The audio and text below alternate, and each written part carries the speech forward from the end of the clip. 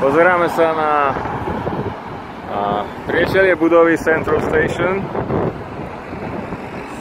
Pozeráme sa smerom na sever teraz, čiže odtiaľto vlaky vychádzajú a bezprostredne po výjdení z budovy prekonávajú rieku Clyde týmto nadjazdom alebo mostom, ako to nazvať, a my sa momentálne nachádzame na moste Georgia V, či Uraja V. George V Bridge.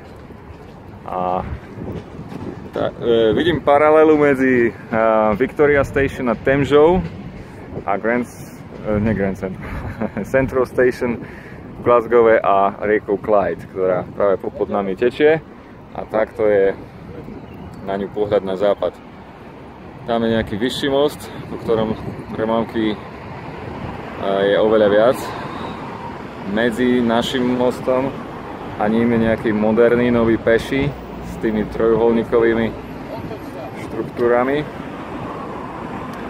A v pozadí vzadu, tam niekde, nie je to veľmi dobre vidieť momentálne, ale niekde nad tým pravým trojuholníkom budova, ktorá pripomína budovu opery v Sydney. Tam bol Tomáš svojho času na Iron Maiden. Čiže viac menej trošku užšie centrum Glasgowa a my v ňom. Počasie nám vyšlo zase úžasne, takže na Glasgow máme šťastie ale Tomášovi sa až veriť nechce, že jak to tak jednoducho vyšlo.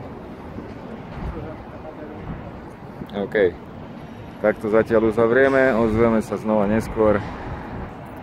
Majte sa pekne.